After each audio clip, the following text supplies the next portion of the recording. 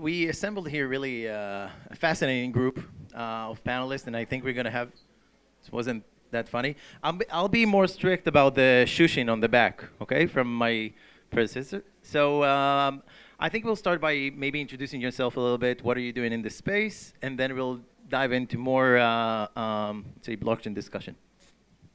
Sure. Hi, my name is Adam Perlow. Thanks for taking the time to come here today.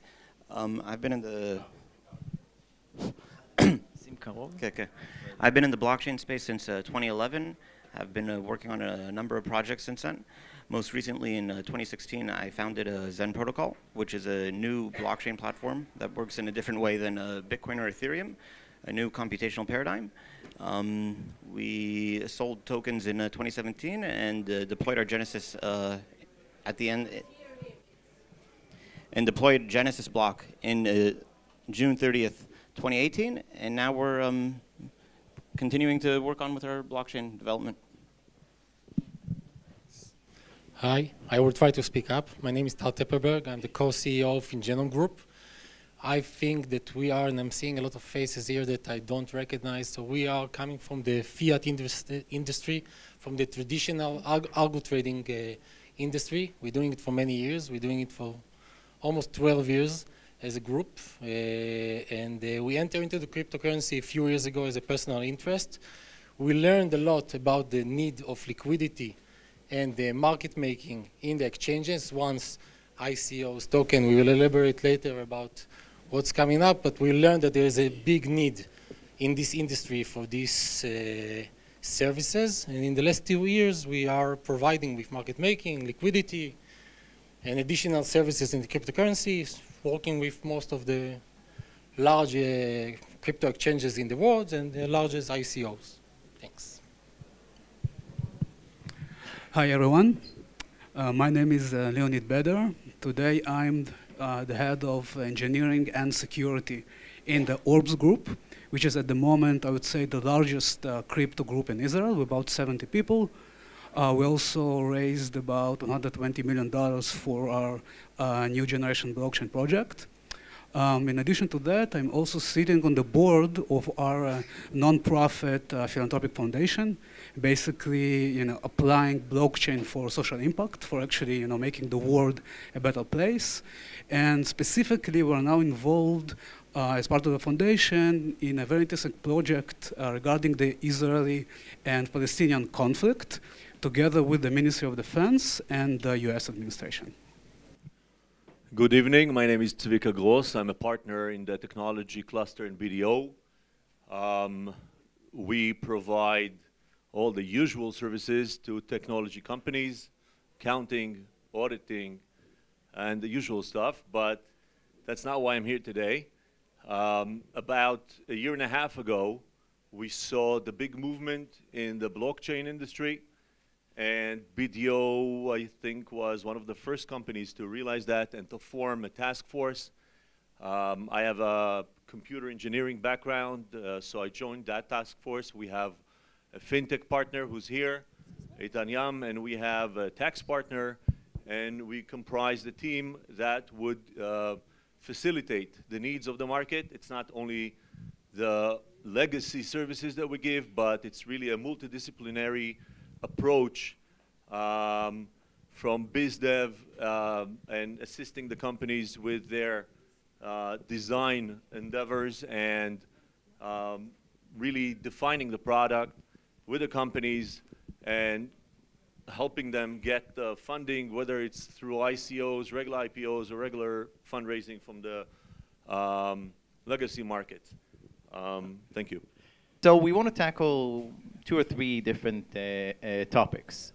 And first is, what's the hottest thing right now? What is the movement from the utility tokens to the security tokens? We see the market completely shifting, right? A lot of the ICOs, what we had in previous years as really the next big thing, and all the money that was raised was through ICOs. And there's a very dire analysis of what will happen in the future for these similar ICOs. So in the past, we had about 50% of the ICOs actually moving forward to structure a project, what do you think will happen next with this movement from utility token to security tokens? And feel free to talk also among you and help us understand. I have the mic. I'll take the first lead. So yes, 2018. Some look at 2018 as a year that maybe ends the ICOs because we see a drastic decline in the amount of capital raised through ICOs. I see that as a new opportunity. I really think 2018 is a pivot year for the whole blockchain industry. It's not a secret anymore that most IPOs that took place in 2017 and 2018 were all about utility tokens, mainly for regulatory reasons, because trying to hide underneath the cover of a utility token could get you away from regulations. However, the bad news that came together with utility tokens is many of them, I don't want to say most of them, but many of them were fraudulent, whether deliberately fraudulent or a failure to begin with. And it's quite the similar thing that we saw 20 years ago in the dot-com bubble, where people were so crazy about .com, and everybody called himself .com, raised money, and if something did not have economical reasoning, it simply burst. And eventually, from the ruins of the .com, we got all the big companies today, Amazon and Facebook and all the big companies that we know, and the same thing is going to happen today, because so much efforts and money was put into this industry because of the big money that was raised for all those shady utility ICOs, that the knowledge that we gained throughout the years, I mean the past 2 years, not so much, is going to help us construct a new infrastructure for STOs, security token offering, and that's really going to disrupt, that's going to be the real disruptive element of the market, because if you think about it, all the efficiency today in the capital markets come from the ability to have easy access to trade, to fractionize, and that's all the things that security tokens allow you to do, and much more than that, because literally every big asset can be digitized today through the security tokens. We still have a long way to go in terms of legislation and regulations. SEC and ISA and all the regulators are very behind and are moving slow, but they all realize that something has to happen, and they have to enable the move to security token. And I just want to have some. I No want to problem. try to have this as a discussion. No problem. So Leonid maybe shared some ideas. Yeah, so I thought to make it a bit short. So ICOs are dead, and I think it's a good thing. They bound to dead. I actually hope they will actually die sooner than today. I think there's, especially the crowd here, you will all agree there's a good reason we have security law. It's, there's a good rationale. It's supposed, to protect people. But the problem is today that we actually don't have still a very clear regulation about what does it mean. We have different regulation in the States, different regulation in Asia. In Israel, it's a completely different story. Actually, in Israel, I think we are much more advanced than in the rest of the world in this state. But I think there's still not enough clarity to actually implement and realize security tokens. But I think that definitely this is, the future, and this is what needs to happen. I would say that it's easy to agree with my colleagues here, but I would say something differently. People seeing that the ICO and where it got us is the community and the ecosystem and the need for this technology to burst out. Now, we are hearing about the security token offering for quite a long time. Who's in the business seeing it for a year and a half? Everybody seeing that it's around the corner. I would say that if we are looking to 2018 and 2019 start with, everybody agreeing that the next phase is the STO, the security token offering, and this is good. I would add that the need and the demand that the community and this old ecosystem created in order for the regulator to start taking a decision was happening because of those ICOs, because of this fundraising, because of all of us. Everybody that is right here. So it is good. I wouldn't say it's dead. It's now evolving. I would say it's better phrase, let's say. We can say it's dead. We can can definitely say say dead? utility. Okay. I mean, who will invest in a utility token that you don't know what is going to happen with him, if it's going to have a market or not?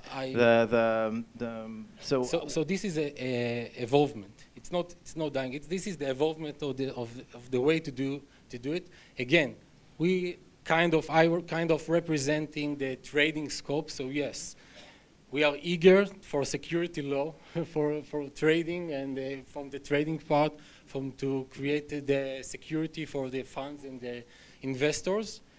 But I think that we couldn't do it other way. The only way to create this movement from the regulator, especially from the US, is by doing what was happening in 2016 and especially in 2017. Adam? My personal opinion on it is that the current security law is quite comprehensive. It doesn't matter if you're issuing something on a piece of paper or at a register with the DTCC or on a decentralized blockchain. The security law still applies, and I'm not necessarily convinced that you need new regulation. What I do believe is that the regulation attempts to essentially regulate by doing two things. One, it places restrictions on the issuers of the assets. It says, well, if you're issuing, you can't advertise and solicit ABC. Otherwise, you have to go through these regulations and become a registered company. And the second thing it does is it places restrictions on the exchanges. And essentially, I think that the biggest question here about security tokens is who has jurisdiction. If you have an issuer who isn't soliciting the population of any specific country, and their security isn't trading on the exchange of any specific nation, that I think is the one issue to be solved. Because today, de facto, even if you're not soliciting any specific population, you'd still fall under the regulations of the exchange you're being traded on. And when you have things like decentralized exchanges, that kind of changes your considerations. I think that Zvika, you'll be well equipped maybe to answer that, because this vague understanding of what are the boundaries is really hard to comprehend for the companies. And I want you also to focus maybe if now with the security tokens, we will see more institutional investors coming into the market as well. I mean, when we talk about the shift from utility token to security token, we tend to focus on regulatory barriers that we need to pass, which I'm going to talk about soon. But there's a lot more to be taken into account. The technology that need to be used is different than the technology we have today. And Adam and Zen Protocol are part of this movement, because if you look at CME, the Chicago Mercantile Exchange today has over 300,000 transactions a second. No blockchain infrastructure today can support that. So in order to have real security token, you need to have a different technology, and that's also in the process of becoming. Now, regarding the regulations, basically, when you issue a utility token, what you're saying is, I am not giving you an investment opportunity. I'm just giving you an option to have prepayment for something. It's like buying a ticket to Disney, meaning you have the option to use it in the future for something. And that was a way to avoid becoming a security. A security, by definition, in any law, not only Israel, not only America, is when you make an investment in some sort of a asset, in order to protect the investors, there's what we call today the security law, and it comes with regulations in terms of the prospectus, what you need to tell the public, how you need to publish it, what reports you need to issue. So just like if you make an IPO, you need to make available to the public all the financial informations. And when you raise capital for a certain investment over amount of people which are not accredited, all these are regulatory terms, you need to have prospectus. So when we're going to issue security tokens tomorrow, we either going to have to comply with the existing rules, or the SEC and the ISA and the rest of the regulators are going to have to create some new level of regulations that's going to make it still efficient, but still defending the public. By the way, they have been doing it in the past. We know today there is a crowdfunding ability to raise funds from the crowd, small amounts for many people, that's also a leeway, an easement on the rules of raising capital. So this is what all the regulators are talking about, finding new ways to raise capital using security tokens while defending the public, maybe by limiting the amount of investment, the diversification, maybe using only accredited investors, all different kind of ideas, but it's a framework where you can issue security tokens, give some assurance to the public, and yet be efficient when you raise the capital. And I just want to say that the real challenge of the technology of security token is going to be how to take all these new regulations and embed them directly on the chain, which we don't have today. All security tokens that are being issued today, everything is off-chain. The regulations are managed off-chain. And the future is going to be pushing them onto the chain. And that's a main challenge today. I totally agree.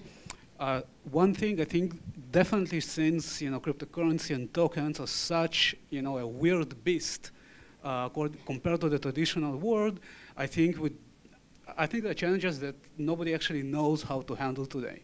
Right? For example, accessibility. You can trade any token tomorrow very easily. You can do this with a decentralized exchange, putting aside that there are probably no decentralized exchanges anymore in the world. But it's so easy to do that. I don't think, maybe a question to you, how can you apply, a broker licensing on these kind of deals? How can you come to an entrepreneur, let's say someone that not necessarily want to cooperate with you, and tell him, listen, you can only list your cryptocurrency in a regulated, licensed exchange. Because he'll come to, can go tomorrow to China, to Singapore, to South Korea, and do whatever they want. And we know that liquidity in these markets is really, really crazy. Maybe I have a question to Zvika to ask him. We know that on January it's coming up with regulation in Singapore, in Hong Kong. They're talking about a new regulation that's coming up for the security token offering. It's a start. Now we will talk later about technology and if we can facilitate 3,000 transactions per second. But first, 300,000, sorry. But from what we know, and we see, for example, Hong Kong or Singapore as a starting point, that they're taking the ICO and the current markets and the traditional background that they have and implement it on the bigger, larger crypto exchanges. So do you think this regulation is going to be? This is definitely a start, I must say, because up until now, the regulators actually try to avoid the existence of blockchain. And by the mere fact that they issued regulations, for me, I think this is a real breakthrough. However, if you look into the regulation, by the way, the end of last week, the SEC released also like a draft of what they intend to be doing, which is also a major thing. They're working hard on it. I don't think that particularly what they're talking about today is a real breakthrough because they're not coming up with new ideas of how to ease the regulation. But the fact that they realize that tomorrow we're going to have fundraising and hedge funds raising money and being traded over blockchain instead of being traded over iScenes, that's already a shift in the paradigm of the way they think, they think the market is going to operate. And we will see easements on regulations, plus we will see implementation of those regulations, which we don't have today, but we will have them. I have seen myself blueprints of ideas how to do that, how to put this on chain. So it's actually interesting. So we had this movement, and if I'm taking back to fintech, there's a whole aspect of regulation technology, RegTech, which are a solution to really streamline regulation for the companies. And now with the security token offering, it might be a very fertile ground for startups to say, okay, maybe I can find something I can help in this interaction between the regulators and the startup companies, or even the exchanges and everybody else. 100%.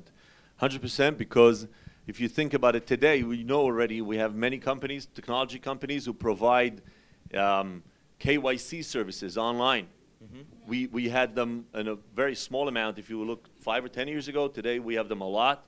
And these kind of offerings, KYC services, AML services, accreditation services, these are all going to be part of the new ecosystem of security tokens, plus what you referred to before, what we call today a whitelist, the way that you enforce a smart contract that a certain token can be only sold to somebody on the whitelist. That's also a sort of technology. Today, it's being applied off-chain. You have servers that have lists, and you can go there and see if I can sell this token to him or not. And it's also being mandated through the exchanges, which limits the liquidity. But those companies you were talking about, implementing the technology on-chain of whitelisting, of smart contracts that are part of the ecosystem that can provide this kind of accreditation services, they're going to be part of the move to security tokens. So we really touched this short point about really one of the major issues about blockchain, which is scalability. So we have on one end the payment system like Visa, who can do 24,000 payment transactions per second, versus blockchain, which is only 7, Ethereum with 20, and we have Ripple at like the top end with 1,500. And this is a major issue, and in my opinion, it's only a matter of time and different protocols and techniques that will help us to generate faster transactions. But when do you think that will happen, that the shift will be, I'd say, seamless from payment to payment through blockchain technologies? So, if I may, definitely scalability is an issue. I wouldn't agree today that actually on-chain scalability is the only solution today. So today there are basically 2 major approaches to handle scalability of blockchains. One is make the actual base blockchain fast. If it's Bitcoin, if it's Ethereum, right? If it's new protocols and so on. This is also the approach that we took in Orbs. But there's now a very large movement in the world of actually improving scalability by taking computation off-chain. Basically, you will use blockchain, your Bitcoin, your Ethereum, as your courthouse. It's finite, it's slow. You do all the operation off-chain, and there's a plethora of protocols and algorithms that do this today, and use this Bitcoin or Ethereum or any other protocol as your stamp of approval, as a checkpoint, as a snapshot, once in a while, which can also be used to scale it. And just maybe last point I wanted to touch, there's also, I think, in addition to scalability, one major problem or challenge that needs to be addressed is privacy. Because if everything is on-chain, if it's credibility, if it's exchange order books, then consumers and people and traders are actually start to sacrifice their privacy. So one thing you also, I think, startups can handle, and we have today even a couple of companies that are doing this in Israel, is also to implement privacy on-chain, in addition to scalability. Shh. Guys, we don't have much more time because we have also some companies we want to present the people with, but I want to hear your insights mainly on this. Adam, what do you have? Sure. I'd say that the lack of blockchain scalability is circumstantial, and the fact that Bitcoin doesn't scale due to politics. Ethereum just has a very, very bad design. I think that one of the assumptions here is that you want to have maybe 10,000 nodes being able to validate and propagate these transactions on an equal basis, but in practice, you really have like 5 mining pools doing this. So I think that blockchains, if the engineers behind it were more pragmatic in their approach, could scale a lot more than they currently do.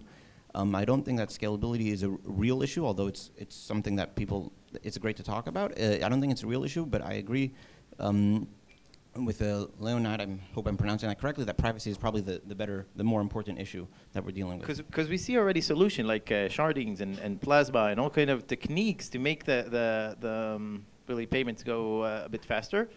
No? I agree, first of all, that most of the transactions shouldn't be in the movement into the off-chain due to privacy, due to scalability, is the right approach right now, a current situation.